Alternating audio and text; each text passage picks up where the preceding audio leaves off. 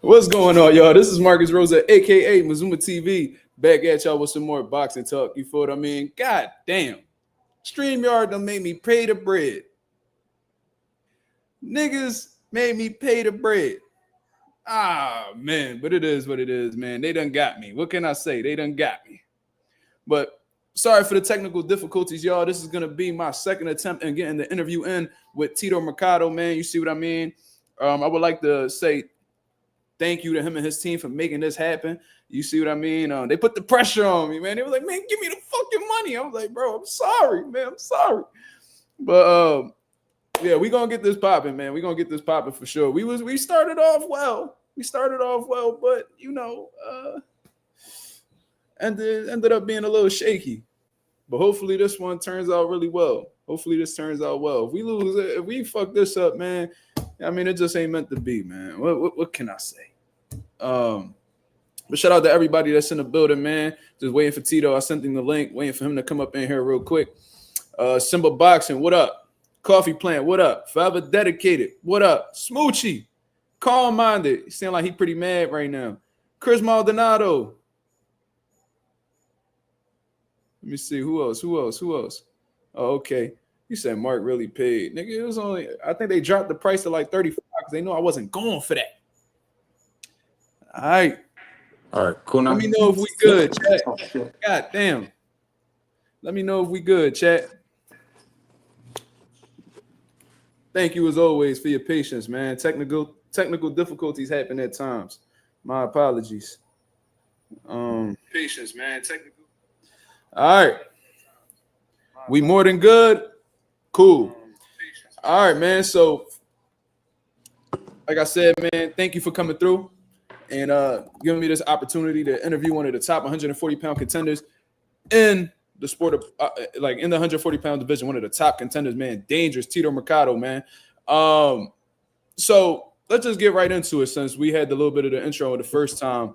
So you know, we do have some casual fans on here. A lot of people are familiar with who you are, but there's people that are on the channel that's just getting hip to the sport of boxing. You see what I'm saying? So for the people who may not know your story, how did you get started in boxing and what made you stick to it? Because there's a lot of people who start, but there's not a lot of people who go as far as you do. You see what I'm saying? So what made you stick with it?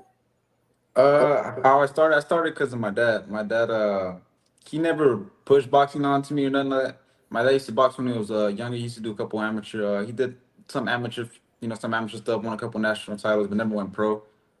He started training my uncle. My uncle's about maybe like 13. My uncle's about probably like 7 years older than me, but he started training my uncle, and my uncle's getting into some trouble and stuff like that. But was that the what's his name? Israel Mercado. He just fought in Philly not too long ago. He just beat Brandon Pizarro. Yeah, man, I got to watch that. He put on a great performance, man. Yeah. So that's my uncle right there. He about like 7 years older than me. So he started training my uncle. He was getting into trouble at school, and I just seen him training. And then usually my dad, man, at least around that time, he was always either working or he was taking my uncle to the gym. So I never really saw him like that. So then to me, I was see them training in the garage and stuff. I was like, you know what, that shit looks kind of fun. And I don't really spend time with my dad like that anyway. So I was like, I'm gonna go throw myself into it, see if I can start training so I can spend more time with him a little bit. So that's how kind of I got into it. I kind of threw myself into it. Most of the time you see like the father figures or whatever it is, kind of like throw the kids into the gym because they get into trouble. I kind of threw myself into it, and I don't know, man. I just fell in love with it. You know, I think the reason I stuck with it mainly was because I was spending a lot of time with my dad, and I noticed that me winning and doing as good as we were doing, we just made a good team. So I think that's what really made me stick to it. To be honest with you. Okay. So I'm glad you brought up the whole father thing. You know what I'm saying? Because I actually wanted to speak about that a lot myself, because I feel like currently in the sport of boxing, fathers are under attack. You know what I mean? It just seems like fans have problems with fathers being in the corners, coaching their sons and stuff like that. I've even heard that father-son duos don't work in boxing, which I'm like, y'all got to show me the statistics on that, because, there's a lot of successful fighters that have had their dad in their corner. You see what I mean? So you letting me know that your father pretty much got you into boxing, he's the reason why you're here, that pretty much proves my point. You see what I'm saying? I pulled up a quote because I seen this article that you guys had. You correct me if I'm wrong. Um, he says he remembers training Tito, you, from 4 to 7 p.m. and being out looking for trouble by 8 or 9. Brawling with sparring partners, he's well aware of the reputation he's earned with referees and USA boxing people. It wasn't until he got settled in boxing coaching that he turned his life around for the better. What did you recollect for those times? Because I'm not even gonna lie to you, my father had a crazy past as well. You know what I mean? Boxing seemed like the only thing that settled him down. So that's something that I definitely share with you. Would you say that boxing saved your father? I would say so. Like I was saying, like the way that we was going to national tournaments and winning, and we just got a gym and helping other kids out. I think that actually made my dad want to change his stuff around, noticing that he was doing good. You know what I mean? And obviously, he's staying in that, whether he's doing drugs or on the street, getting down with people. Obviously, that just tears you down and doesn't take you too far. So I think, like I said, as good as we were doing, and honestly, every time we went to tournaments, man, it made me want to win more because I knew that my dad was at sometimes wasn't doing too good in his life. So I was like, I want to give him something to be like to look forward to and to want to be a part of. And I feel like we both contributed. Honestly, I feel like we both saved each other's lives because if not, I probably would have went down the same road he did. Most of the time, you see whatever you kind of whatever type of environment you kind of live in is typically what you end up being. So I think we both kind of saved each other in a sense. Then that's interesting. I never heard somebody being motivated like in boxing just to, keep their father on the right track. I've usually heard people say, like, I stood in boxing to keep myself on the right track. So that just goes to show the love that you have for your father and how selfless you may be. Because I don't know if you know, Tito. Yeah. A lot of people think you a troublemaker, man. A Yeah. lot of people think you a troublemaker. So let me know, is this like when you talking your talk and you on that stage to speaking your piece? Is that really who you are as a person, or is it just like a switch that you got, or is it like, all right, promotion switch, or is it like a little bit of both? Nah, I mean that's who I am. Look, it's different when I'm talking to fighters and when I'm talking to fans. So I can't say it's a switch because it's just two different topics. When I'm talking to fighters now, you and my way, we're gonna go in the ring toe to toe. So it's like way different aspect that I'm looking at. But it's definitely who I am and how I grew up. I mean, I'm sure in Philly too, you had to, talk to some of your talk to some of these dudes that just be running crazy. So I had to learn that way too. Like the high school I went to, just growing up in Pomona, there's a lot of blacks and Hispanics, and we go at it all the time. So it's just that's just kind of the lingo that I kind of just picked up on, and I think people are kind of some people could be taking it the wrong way, some people could not. That's just how I grew up, and I guess just it's just becoming more light to it, I guess, because now I'm on a major promotion, so people are seeing it more. Right. And I've been hearing about you for a while now because I seen what you did to Hank. That was fucked up, man. You Yeah, was punching on him like you had something against Philly, but I'm gonna leave that alone. I'm gonna leave that alone. yeah. It's like, no, I'm just He was talking crazy though. He was talking no, crazy. no, no. That's Hank though. Hank Yeah, talk. he don't yeah. care. He was like He don't care who crazy. you are. He could be coming off a lot, bro. It don't matter. Hank gonna be Hank, bro. Like we done had him in our gym, and he'll see a pro and be like, oh yeah, I want that fight. I'm like, yo, Hank, chill, bro. Like we not there. Like relax. We done had to separate Hank from other fighters, and that's Hank for you. So, like we were saying at the beginning of the stuff, I wanted to read my accolades off to you because this is what stood out to me a lot. Like I said, amateur record 278-11. That's Mhm. sensational, bro. Like that's one of the best records that I've seen that I've come across, especially with the guys that's currently in boxing. You said 22, 23-time national champion. It might be more the number, but the research says 21-time national champion. Still impressive regardless. Olympic alternate, won gold internationally. Like I said, this ain't just somebody who's just talking and all that stuff. What was your favorite memory from the amateurs? Like, what did you really enjoy the amateurs? Because I seen some quotes where it was like, we gonna get to that, but what did you recollect? I had fun, bro.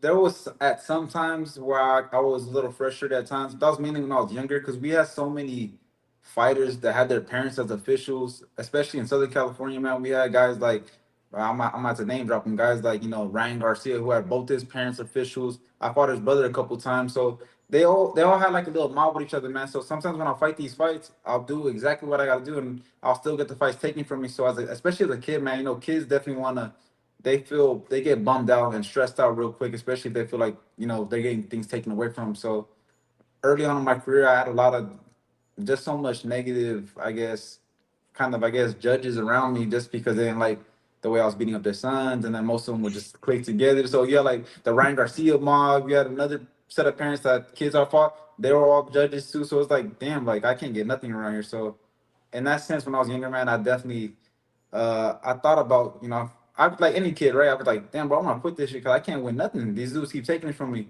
But not till I hit like 15, 16, I became like dominant. I was like, dance is fun. And every time I see my name on the bracket, I was fighting like at 132, 125. So like weight classes that were popular, popping, 40, 50 dudes in there. And just to see my name always taking dudes off the bracket, I always like looking at the bracket, just seeing my name always at the end. That was always a good feeling.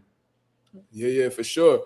So, Sean Garcia, Yeah. I'm gonna try to see if I'm on the mark with this one. There's a quote. There's a quote from this same article that I pulled up. You said you've been boxing competitively since you were 8 years old. You cried after the first fight because you worked so hard and lost, something that didn't happen against that opponent again. You said, I beat him again that same year, and I beat him again when we were 11, and I beat him again when we were 12. He's more of a social media boxer now. Are you talking about Sean? No, I wasn't talking about Sean. Sean was older than me. I was talking about a dude. I'm not sure if you know him. His name is Jalen Walker. He's I'm familiar with the name. yeah. He's a southpaw. I fought him my first fight, and they brought me nasty in that one. And then after that, I came back beat him like 3, 4 times. I was hot. You got that look back and then some. Okay. Yeah. Okay. So speaking of the amateurs, another quote. This one caught me. I thought this was pretty funny. I want you to elaborate on this. You said at tournaments, I would go play basketball. That you? In the tournaments, go play basketball. I would do all types of crazy stuff. We went golfing a couple of times. We didn't care. We was in the hot ass sun, just golfing like we do it. It don't matter. He says sometimes he would go play golf for 2-3 hours. That's you? I did that a couple times. He says, so I would do things like that too. Sometimes I would jump up weight classes for the heck of it. Different things as a way of challenging myself, because sometimes I would get bored. I would not say it was too easy, but I wanted to challenge myself. Was boxing really that easy in the amateurs? And nah, that's my quote for sure, because I recall saying that. I used to do that all the time. I used to do like some activities that were like, some people like, what the hell are you doing? I'm like, I don't care, but I want to make it like it sounds fucked up in a way, but every time I go to the tournaments, it's always the biggest tournament, so always the best fighters in the world, right, in the nation. And I'll be like, damn, I'm like, maybe if I do this, maybe it'll make the fight a little bit more competitive. Maybe it'll be 50-50 now. So I would always do crazy stuff just to make it a little more even. And it sounds cold. A lot of people don't even know, like, especially it's crazy because like you get these top number one guys. So I moved like from 132 to 141 just for fun. And I have the number one guys, and they don't know I was playing golf or I was doing like some crazy shit the night before that same day. And I still whooped their ass, and I'm like, it's just like they don't even know I'm not even 100%, I was like 50%, just fucking around. You know what that remind me of? You got John Jones. Did you ever hear that story about John Jones? They said the week of the fight, it was like a tradition of his to party. Like he would go party, he would drink, party, whatever, the week before the fight, just so he could feel like there's more of like a challenge at stake when he went into the octagon. So I think that's funny, bro. That's crazy as shit. But yeah, John Jones is a little bit more extreme, but yeah. So just we transitioning from the amateurs, but compare your amateur style to your professional style. What's the similarities and what's the differences? Because I've seen fighters who fought like pros in the amateurs. Then we've seen people who had to make that tough transition from amateur to pros. So what was your style like, and has anything really changed since then?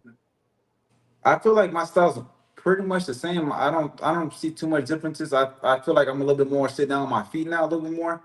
But then again, it's just two different tempos. Obviously, the amateurs, I was a lot more high tempo. I had to like throw more punches. I wasn't really trying to knock dudes out like that. Just because amateurs, you're looking for one punch, you're gonna lose a fight. So it's more like high tempo, outpace, high outwork, output, and then the pros. I feel like I have the same style, man. Just kind of a little bit sit down more, and obviously when I touch somebody, I'm not looking to score no more points. I'm trying to just knock your ass out. So I don't think my style changed too much. Obviously, my dad does little tweaks for me every now and then, what he thinks I need some work on. But I feel like my style, man, is pretty much the same. I don't think it's really changed as much. That's good to know. I always say, you know what I mean, with me coaching myself, I would rather you just have a pro style in the amateurs than have an amateur style and then go into the pros possibly Yeah. and then have to change like pretty much everything that you know. You know Yeah. what I'm saying? But you know that's good to know. That just goes to show that with the Olympic pedigree that you had, I mean the amateur pedigree that you had and stuff like that, that you could have a pro style in the amateurs. You see Not what for I'm sure. saying? But then you got two, it's like yes and no, because you got some guys, especially, well, mainly nowadays, you got too many guys trying to fight like Cubans now, like, right? Just touch them, have their hands up them.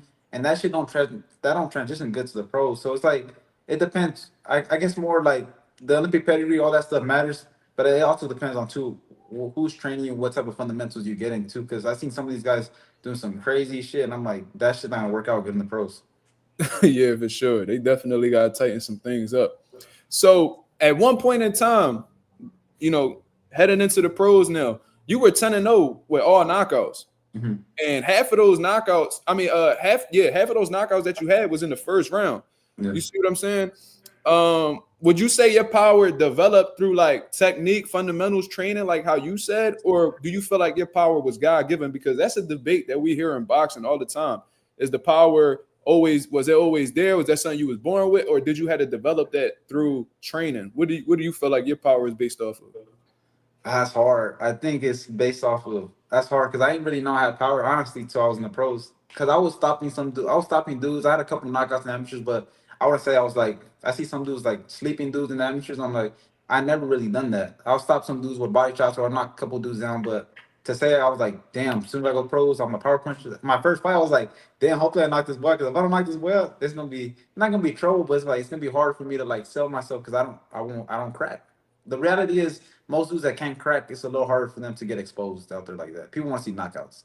So I was Right. like a little skeptical, but once I had my first fight, and then when I was doing like sparring partner pros, same down, I noticed that I was able to drop a lot of dudes, hurt them, and I was like, I might got power after all. But I think mainly my power comes from obviously technique, fundamentals, all that matters, but my athleticism, I think I'm real explosive, and a lot of people don't really see that or know that until they get in the ring with me. Yeah, definitely. I definitely see the explosiveness, and I've heard like credible boxing media outlets and just fighters in general. I even seen an article where they said they consider you like boxing's best kept secret. You know what I mean? And that wasn't even that long ago. That article was published back in 2024. You making noise, and what's also impressive is you're making noise in one of the most deepest divisions in boxing. You see what I'm saying? So, with everybody that's in, like, I'm not gonna call them your peers, obviously, because I know like you don't look at them as such. Yeah. Like you're not on no friendly stuff. I already know that. But what sets you apart? Do you feel like personally, with everything that you know about yourself, what sets you apart from everybody that's in your weight class or near your weight class at that? I think besides obviously like everybody can fight once you get to the top 15, top everybody can fight. That's I mean I'm not gonna say obviously when I say dude's trash, it's just I know what I can do to him. Obviously I know he's a good fighter, he's there for a reason, right? But everybody can fight. I think my as far as my athleticism, knowing how to box, the power, the speed, and I think mainly man, I got the whole package when I know how to talk.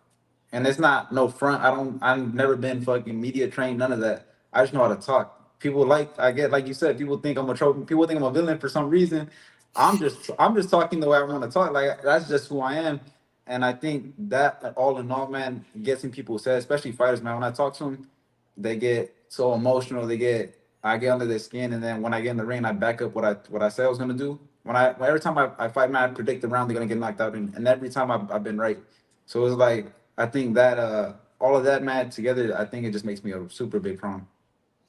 I agree. And like I said, anybody who's ever outspoken is gonna be a villain in somebody's story. So that's the pros and cons that come with speaking your mind. You know what I'm saying? You're gonna offend somebody gonna feel a way about, but it is what it is. This boxing, you gotta sell yourself and put on great performances simultaneously. So it is what it is. Um so one thing I noticed, because I train a lot of young guys and stuff like that. I assist the professionals as well. A lot of these dudes nowadays, and I hope you ain't one of them, don't really study boxing. Do you study boxing? Do you like watch like guys and pick up on things, or are you just somebody who just likes to focus on themselves? No, okay, I'll rephrase. Well, I'll answer your question. I used to study boxing a lot, and I still do. I don't really watch as many fights. I watch everybody around my weight class, and I watch some of the important fights.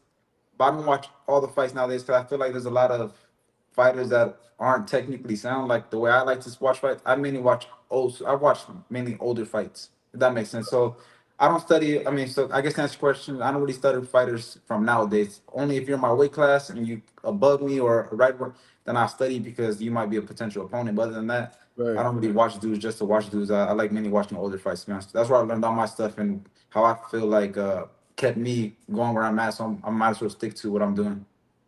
That's funny because I usually tell my guys that you definitely want to watch the people that you may possibly be a opponent, like you may possibly face in the future, and always study the greats, and I always give them people. So you say you watch the greats. Is there anybody that you've watched that like you try to take some things from? Like, who do you think your style resembles the most? Like, if you had to, you know, put it together.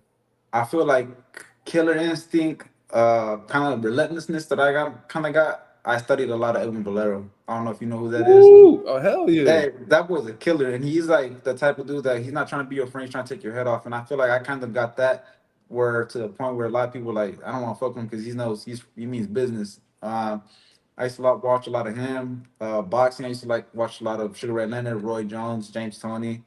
I used to like watching a lot of Alexis Arguello. You know, it's Okay. just so I used to like watching a lot of those guys, but mainly the top three guys I'd watch was Sugar Ray Leonard, Arguello, and Edwin Valero. Hey man, that's a good little selection right there. I was a big Tito Trinidad fan, and we Oh yeah, here interviewing Tito Mercado. Man, hit the likes, man. Come yeah. on, man. This going together real smooth right now, man. I appreciate you, brother.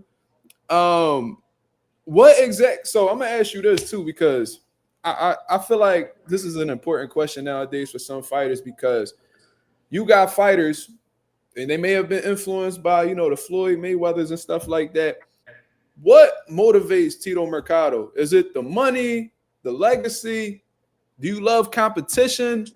All of the above? What is it that really drives you that make you get up in the morning and put the work in? Like what is it?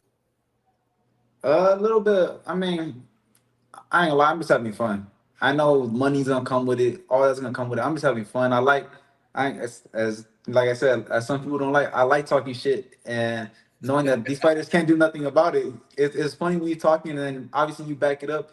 To me, all that's fun. I like the build up to it. I just like entertaining people, to be honest with you. And obviously the money, the fame, all that's gonna come with it. So I'm not really.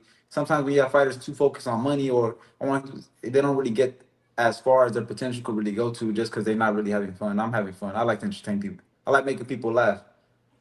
I can already tell. You was a let me ask you something outside of boxing. You was a gamer. Did you play like PlayStation and all that? Oh yeah, you know I had the headset on, Call of Duty every You day. was talking heavy on Call of Duty. I already Well, know. I got like 4 or 5 Call of Duty accounts, man. I gotta keep making. I don't buy no more I don't buy no more costumes in the game, no more skins. Cause I'm like, bro, you gonna just ban me again. Bro, they used to ban me all the time, bro. When the 360 was out, bro, I couldn't catch a break, suspended for a week.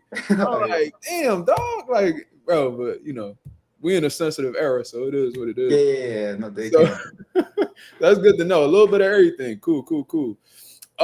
So after doing some research, you 23 years old, really young. And you ranked, as far as last time I checked, you ranked number 14 in the IBF. Mhm. So that's a huge accolade. I always say once you in the top 15 in any sanctioning body, I look at you as a contender. You see what I mean? I think that prospect thing is out the window at this point. So what do you currently think of the current IBF champ? You know what I mean? Don't hold your words back neither. We on Mazuma TV. And is that the route you're specifically locked in on at this point in time since they're the first ones to give you a position in their sanctioning body? Oh hell yeah! Especially since I'm not sure the whole what he got with Eddie or not. Because I heard he's gonna be a free agent or he is a free agent now. I'm not sure if they're gonna keep working together. But if he does, I mean, it's just an easy fight to make because he's with Matchroom or he's worked with Matchroom. So it should be easy to make that fight. But man, I don't think nothing of him. To be honest with you, I really don't. I said that before like 100 times. I think he's the weakest champion or probably 140-pound champion in the history of fucking boxing. To be honest with you, I think he's trash. And The the thing too is weakest? like, yeah, bro, he's garbage. I told people I feel like he's a horrible version of like Roger Mayweather. He fight like Roger Mayweather, but like worse than him. I know Worse you than see. Mamba. worse than the Mamba. Mamba had more skills than him. So I was like, damn, bro. When I find out they ranked me right there, I was like, cool, because I wanted to take that belt from him for a while already anyway. Hey man, he be talking. He act like he trying to let that belt go because of the rehydration clause. You think he gonna use that against you? Yeah, he gonna use that. He's already. I seen him. He was already kind of like, I wouldn't say he was like nervous around Subriel Matias. He only fight dudes that he know he can whoop. That's why he got Cambosos. He was, I'm sure he was hoping Paro was gonna fight for that eliminator so he could fight his ass again. So it'd be another easy fight. He lucky. I know he's scared now that he won us 47. Bro, like I'm trying to, not give too much of my opinion, bro. But when he did that interview and was talking about how he didn't want to fight for the IBF because of the rehydration clause, then Paro beat Matias, and then he was like jumping out his seat to fight Paro. I was like, yeah, it's a little funny, man. You know what I mean? And he been a little. I've been watching him. I've been side eyeing him just a little bit, but you know what I mean. You don't think nothing of him, so it is what it is. So speaking of the IBF, the former champion Subriel Matias just became a 2-time world champion. He defeated Albert Puyo. I know you watch it because they may possibly be somebody you'll run into eventually. What did you think of that fight? Because I think that's like a fight of the year contender. But what do you think of both guys, and how did you assess their performances? Do you think Puyo won? I thought it was close. I edged a little bit to spoil, but like again, man, it just depends what you favor, what you kind of looking for, right? Some of the judges like you bring generalship. Some people like you boxing around. Some people like just the aggression. I feel like sometimes there was aggression from Matias that wasn't effective. You were just walking forward. But then again, like I said, it just depends on what you kind of like. Whether if you kind of like the aggressive style a little more, you're gonna probably edge it towards Matias. I had Puyo winning by a round or two. It was close. But I think they're both good fighters, man. I'll definitely like to go fight Matias. I've been wanting to fight Matias, and I think we both make an explosive fight. Woo! You like the only one out here talking about rumbling Matias, man. I don't know. People be acting a little funny when it come to him. I ain't gonna lie, but that just speaks to your confidence, and stylistically, that's a great fucking fight. Oh yeah, no, it's gonna be fireworks. Somebody's gonna put it in the ass. It ain't gonna be me. You stop. Hold I've seen Matias on the floor before. I seen him. No, not on the floor, but I seen him wobble. You seen him wobble for sure. I never seen him on the floor, but I seen him wobble with dudes that can't get the pass as hard as me. For the record, you saying you knocking out my Puerto Rican brother, Subriel Matias. I'm sorry I had to do that. But Matias going down. You already know. Matias going down. Okay. Where my PR flag at, man? It's like, no, I'm rocking with y'all. I fuck with you, bro. I mean, shit. You gave me the chance to interview. Give me the interview before Matias. Shit, damn. That's crazy. You're gonna have to feed that motherfucker some maldoodles and shit in the hospital because he's gonna be right there fucked up. Oh no! Hold up. Maldoodles. Yeah, you're gonna have to feed him some shit. You're gonna be in the hospital all fucked up. Y'all gonna have to feed it to him. Hey man, you gotta try the ones that's over here, man. When you come to Philly again? I don't know. I think my next fight gonna be in LA. But that messed up my last fight. I was supposed to be over there kicking ball. Yeah, I remember. I was there when you was getting those last few sessions in. That's crazy. Yeah, I appreciate y'all too. That was y'all treating me good out there. I appreciate it. Anytime, brother. You know what I mean? It's all love. It's a Philly thing. You know what I mean? Mm-hmm. Okay. So nigga said you gotta feed. He said I gotta feed Matias my noodles. Y'all have to feed him. I gotta go. Well, I gotta be the one. That's crazy. That's funny as shit. I'm gonna clip that. He says, all right, so just to get back on track. I know you think about this a lot, you know what I mean? Officially being a contender in the division. Obviously, is to be world champion, unless you Jared Anderson or some shit. I don't know, or you just talking about wanting money, but you want to become world champion. So your way, your words, give yourself a time frame. You know what I mean? When do you see yourself being in position to actually fight for a world title? Because you know what I mean, you at number 14. Me personally, I think 3-4 fights, you'll move up the list significantly. You know what I mean? That's typically how it goes, especially if you on a winning course. But from your perspective, how much time do you believe it'll take to get to that top position? They're probably for sure gonna take me maybe about 2 or 3. My next fight, man, we aiming for some titles. Obviously the IBF included. I'll give you all a spill on another one we trying to go for. WBO, we're trying to go for TO2. We trying to get ranked on that one. So we trying to get ranked, bro. So realistically probably like another 2, especially I'm coming off a shoulder injury. So I think like realistically probably like 2 to 3 fights I should definitely be at least mandatory the top 3, and those 2 or 3 that I'm gonna get ranked in, a couple of them I'm getting ranked in, whatever titles I got. I like that Tio fight for you. I'm not gonna lie. What do you let me hear what you guys say about Tio, because I'm supposed to keep it unbiased, but I really don't like him, bro. I don't. That's just what it is. I think a lot of people don't like him at this point. What do you think about him and how the way he been moving? Because he dodging smoke and all. I'm gonna let you tell it. What you think about it? No, I think he for sure dodges smoke. I think he does it on purpose though. I think he like fucking dogs himself out of fights, or like this is like turkey and shit like that on purpose so he can make it seem like he wasn't ducking and shit. But I don't know, bro. Like he's so weird. He throws me the fuck off. He be talking like you'll hear him talk a normal ass interview, right? Talking about I'm gonna fight him, and then fucking 2 seconds later in that interview, he'd be like, "But we won race, one universe." I'm like, what the fuck is he talking about? How the hell do you go from that to I'm like, how do you go from that to that? That makes no damn sense. I'm like confused. I'm like, someone gotta get his ass checked out. Yo, I remember he was talking so regular. He was like, man, I'm having the best training camp of my life, blah, blah, blah. Hey, I'm going to do this. But I'm going to tell y'all one thing right now. To live is to die. To die is to live. I'm like, bro, what's wrong with this dude? Like, he something really wrong with him. He need to, I don't know, bro. I don't think a fight with him, I don't think you fighting him will be good for his sanity. I don't think it would be good for his mental health and shit. Him and his pops gonna be rolling the back to the asylum and shit, huh? He gonna be the chains biting walls and shit in the insane asylum. he gonna be biting the walls. You talking about those sponge walls? Yeah, the insane asylum. He gonna be over there biting on walls and shit. His dad's gonna be right there looking at him from the window. Biting the walls? Yeah. Yo, the way his teeth look, he probably chewed through that motherfucker. That's what I'm saying. yo, I don't even want nothing back crazy to happen to T. I just wanted to get his ass whooped, man. I don't know if you're the right guy for the job. You might throw him over the edge or something. I don't know. Yeah, I don't know. I mean, if Cambosos was able to do it, I'm sure some whack ass fool's gonna end up doing it too again. Would you take a Cambosos fight next? I would, but damn, I don't feel like I'm getting no experience out of it. If I'm doing it, it's just to whoop his ass for fucking fun. Are we being honest? Shit. That's a former unified champ. That's a good little name on your resume. No, for sure. I mean, it looks good on my name, but realistically, I mean, does anybody really think it's gonna be a hard fight for me? Come on, if fucking Hitchens knocked his ass out, come on now. I ain't gonna get no rounds. I'll probably sleep his ass the first round, send his ass back with the kangaroos and shit in Australia. Yo. He had Hitchens looking like David Tua in that joint. That's what I'm saying. You made him fucking. I was like, damn. Let me stop talking shit before they come curse me out. T.O. Senior cursed me out before. Oh, for real? Yeah, he ain't like what I had to say about his son being a racist. But anyways, let me see where we at. So I know you keep up with what's going on with boxing. You brought up Turkey Al-Sheikh and stuff like that. And he was talking about, the Tom and Jerry fights. Well, every fight that I've seen, you've been Jerry. You know what I'm saying? Wait, which one Jerry? No, Tom is the cat, right?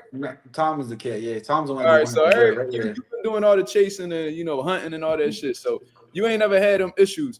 If you had to label some fighters that fit that Jerry description, who would you say? Who you think fits that Tom and Jerry description? Right now, shit, number one spot is like tied between Shakur and fucking Devin Haney, to be honest with you. Right now that I see, probably them two. Those motherfuckers, I don't know. They got a marathon or track or some shit. They'd be good track runners. They get a gold medal. I ain't gonna lie to you, bro. One of them two for sure, though. How about Shakur last performance? He did pretty good. What you think? Ooh, Shakur? Yeah. Against who, though? Cepeda don't hit? No shit, he's gonna stay there. I'll stay there. No. Cepeda do not hit hard. You know he don't. He's a volume puncher. You know that. That's cap. Come on now. Hey, man, I'm like, he selected who he stayed in front of. He stood in front of Josh Padley, too, though, right? Josh Padley, electrician? Come on now. What are you gonna do? Mr. Watts? Come on now. Why are we capping now? But Edwin De Los Santos, the dude I fought too, that he fought, Nakatila, he was running around too. Anybody that actually has power, he does not stay there. He knows who to do it with. I give it to him. He's selective. I like how you said though, like when I called this outside, he was like, "Oh, he's at 140," but he was talking about fighting Conor Benn at 147.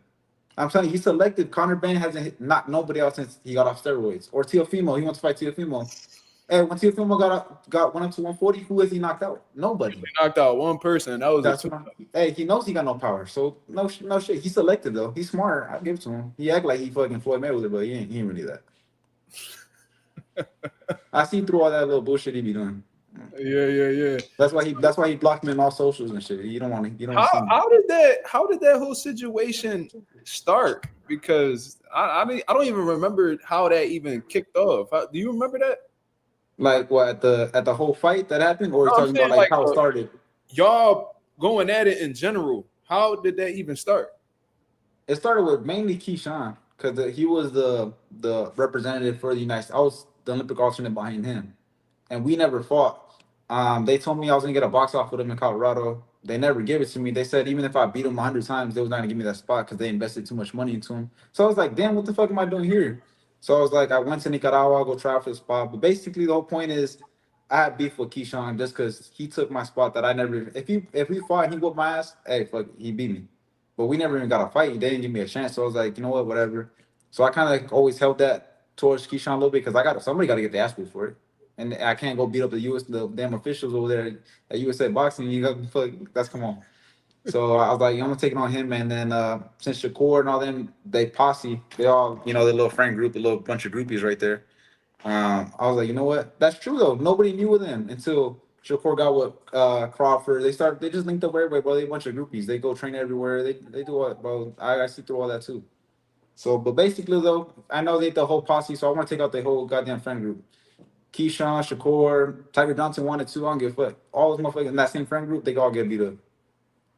I really don't care. Like one at a time. It don't matter to me too. And I only need one man army, bro. At the press conference, I had Pedraza's team coming at me, Keyshawn and Shakur / Crawford, they all together. I had both of them come. Bro, I was dogging all this shit at the same time. It was sad. I was like, bro, how am I getting the best out of all y'all right here by myself? That's embarrassing. That's crazy. You beefing with the whole boxing world. This shit is crazy. I had my own right there though. They didn't think I was gonna do all that. You was telling Bernie, he was like, come over here and say that shit. I told him I'll slap his ass up too. slap his ass back and he go back to his Instacart job. And Instacart? Yeah. Oh man. Hey, you did Bernie dirty, bro. Let me see where we at. So you not want just to be sure, you ain't got that Isaac Cruz disorder, right? Where you not willing to fight dudes because they run, you gonna go get them regardless, right? Please tell me that. Oh yeah, bro. If you can't cut off the ring, just say that. Yeah, no, exactly. I just wanted to hear you say that, bro. I'm getting sick of hearing that, bro. To me, I mean, look, styles make fights. Whether you come forward, bro, if you run, it makes it easy for. I'm like, fuck it. At least I don't gotta be worried about. I don't have to worry about motherfucker coming after you. It goes both ways, bro. It's like you got somebody come at you, you gotta be prepared to hold that shit down. Somebody runs around, you just gotta go chase them down, bro. It's the same shit. People just make it. Well, if you can't cut the ring down, just say that. That's all it is. That's really all it is. I don't care about fighting what type of style, to be honest with you. Right. So we got a question by the Notorious. He says, what's Tito's prediction for the Devin Brian Norman Jr. fight? That one's tricky, bro. I don't know. If Devin Haney fight like he did with Jose Ramirez, he might be able to edge that shit. I don't know. If he slaps him up with a couple jabs and runs around, I don't know. Because I really haven't seen too much of like Norman Jr. like that to be like, oh, he's the guy. Because I haven't really seen him fight nobody like that yet, to be honest with you. But stylistically, because we know Devin Haney sometimes he tries to get Braveheart sometimes. He tries to stay in there a little bit like he did with Ryan. If he do, I think he's gonna put to sleep. Woo! I'll be honest with you. Yeah. I mean, Norman's strong. You tell he definitely strong, so he might be able to get that. But I also did say that if he take that same approach he did with Jose Ramirez, he could probably outbox. He probably could just stay away from me for 12 rounds and get a decision. That's what I'm saying. Cause I never seen Brian Norman really cut the ring down on too many dudes like that yet. So I don't know how good he good. If he cuts up the ring down, I mean, I guess it really wouldn't matter. He's gonna catch him either way. For real. Big Money says, Tito, are you helping any fighters with their upcoming fight camp? That's actually a good question. Are you the type to be like, you don't mind being a sparring partner? Or are you like, man, fuck that, I ain't a sparring partner type shit? I done heard both. So I ain't no sparring partner for nobody. Like, for example, right now, I guess Devin Haney's team, they try to get in contact with my team so I can help them out with the Norman fight. But two things. One, I ain't nobody's sparring partner, and two, my shoulder's still fucked, so I'm not even training like that anyway. I'm just like keeping in shape, Brendan in me. But I'm not nobody's sparring partner. And that's a fight that I'm looking down the line too. For me, I might go to, if they offer me the right fights at 147 or any of that, I want to fight Devin Haney. I don't want to, why am I going to spawn for it? Make no sense. Yeah. That kind of reminds me of like the Julian Williams, Jason Rosario situation where they were going to bring Jason Rosario into camp to get ready for Jared Hurd. And somehow, some way, I guess like Jason Rosario's team decided not to follow through with the sparring because I guess they felt like they was going to fight him, and they ended up fighting him next. Yeah. And so, yeah, you got to definitely be, smart with how the way you approach it, because let's say you get off on somebody in sparring, you just fucked up an opportunity. Right. Possibly fight him. You see what I mean? So, yeah, I definitely respect that. Let me see. You called out big names at 140. We already done heard it in this interview and stuff like that. But just to get a little bit of just to hear what you guys say, who the most, when you look at everybody at 140, you be like, yo, he the biggest bum. I know I hear it all the time from pros. They like, man, he's trash. I really feel like I'll do this, and that to him. Like, which one stand out to you that's getting the most clout right now outside of Richardson Hitchens? That you like, this dude, he trash. At 140? Or anywhere near you. 35, 47. He's trash. He's just straight trash. Fuck. There's a lot of straight trash motherfuckers around here. Let them go ahead, say them as they go. Say them as they go, brother. You ain't gotta say one. For sure, Teofimo. I feel like he's I don't feel like he's good as that people say he is. And I feel like he got too many off nights. I don't feel like he's really that good. For sure, Teofimo. Who else they got? Shakur. I think he's not that good. I'm gonna be honest with you. People might say something different, but until he gets in the ring and shows me something, that's a whole different story. And he wants no part of me right now. So Shakur, who else is ass? I'm like, bro, who else I just saw? I just saw Kenneth Sims. Like, he was ass, trash. Oh shit! I saw Kenneth Sims. So I was embarrassed. Regis Progress too. I was like, bro, somebody send his ass to the retirement home, bro. How you have Joseph Diaz Jr. have you wobbling your ass around? That's sad. Come on now. I was actually calling for you to fight Regis. What I do, old man? Come on, what I gonna do then? Listen, that's for you to say. But what I'm saying is, I'll push that cornrows back a couple inches. You already know that. Don't play with me like that. You already know. Don't play with me like that. Not the cornrows. Then you already know what I'm moving in. Come on now. I don't know, man. Regis said he looking for smoke. He said he looking for smoke. He did decline my fight before. We can try to get that shit again, but I don't think he really like that. To be honest with you, he's trash. Who was trash that I just seen, bro? I think Devin Haney's trash. At least now, definitely now he's trash. After Ryan Garcia beat him up, I think Ryan's trash. Rolly's trash. Rolly. Mario Barrios is trash. How the hell you let Manny Pacquiao slap you up? Mario Barrios is trash.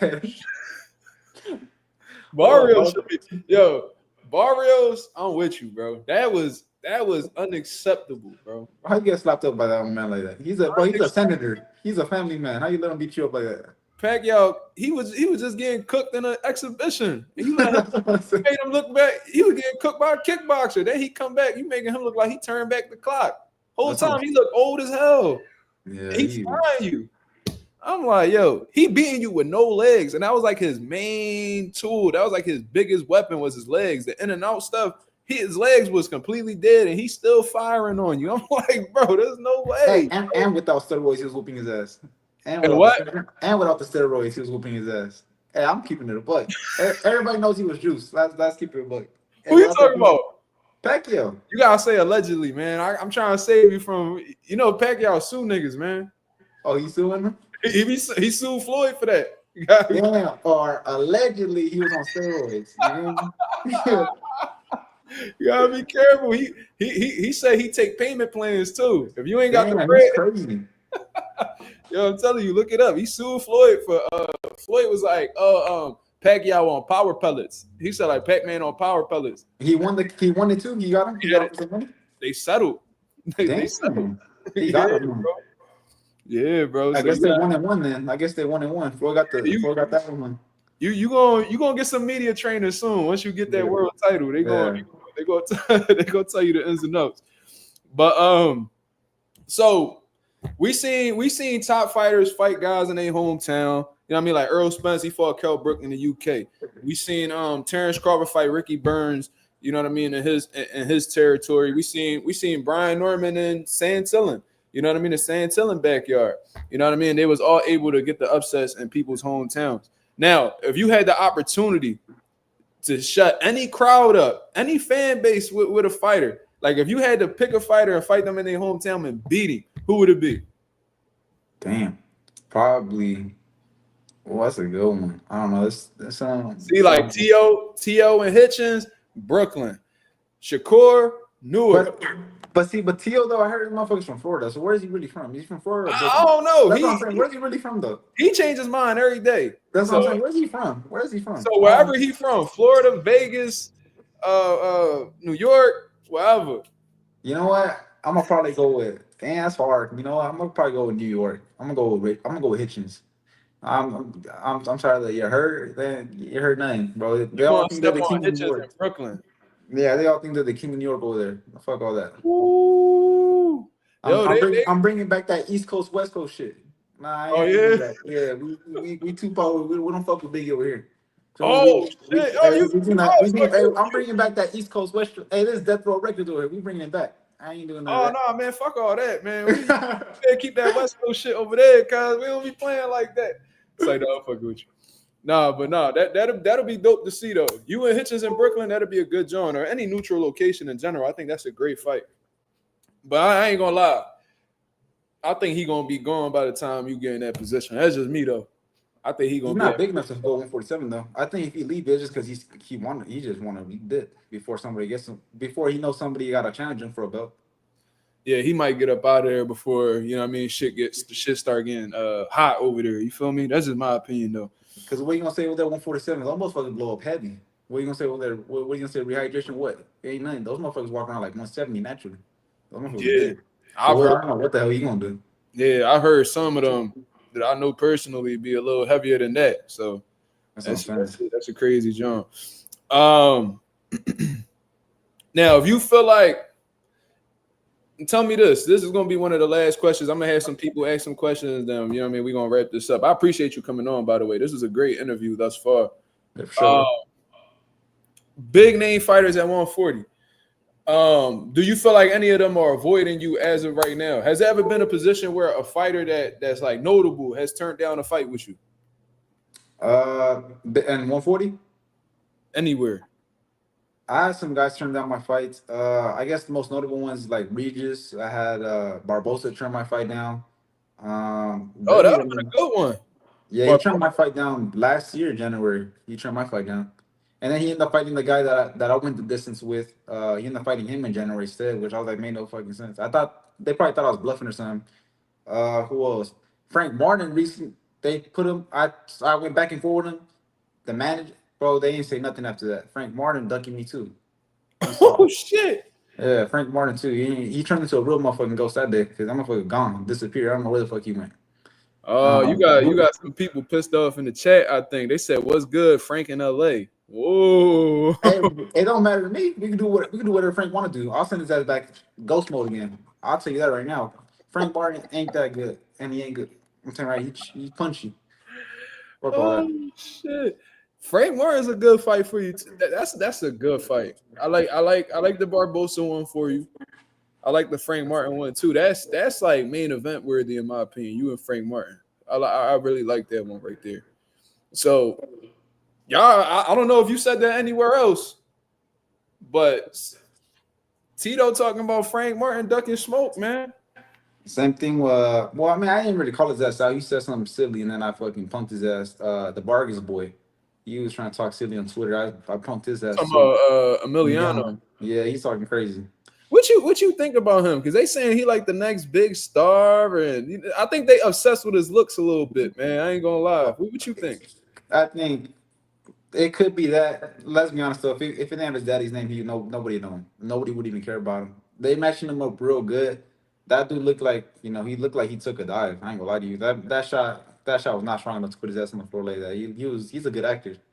But no, I don't know, man. I think they just Top Rank building him good. I mean, obviously he got a good fan base. I don't know, man. I don't really see him doing too much. I think more, if anything, I think more highly of the Abdullah Mason kid, Abdullah Mason in the Jackson Five, than I do with Emiliano Vargas. Feel me? Ho. Him and The Jackson Five. yeah, they said they're like five, right? They said Mason Five. No, they're the Jackson Five. The little Jackson Five fingers over there. I think more of him, I guess. And I don't think nothing. I don't think that kid's like that either. But I think more of him than I think of Vargas. I'll be honest with you. Him and the Jackson Five, man. I think they're gonna do something more special. Bro, where you get this shit from, bro? That shit, all on top of my head, man. That shit just comes flowing. I never heard that, the Jackson Five. Damn. So the Masons could get it too, huh? Yeah. I don't think they'll put him in there with me though. But I don't think that kid could take a shot. So he looked nice, but I don't think he could take a shot. So I mean that only takes you so far too. You can't take a shot. You're gonna be fucked. What you speaking of like big punches and shit like that? What you think of? Did you see his opponent Sam Nooks? I ain't gonna lie to you. I don't even know him. I mean, let's be honest though. How many UK fighters really that good like that? Most of the time they fight American fighters. Let's keep it a buck. When they fight American fight, they get their ass whooped. Let's not BS. Come on now.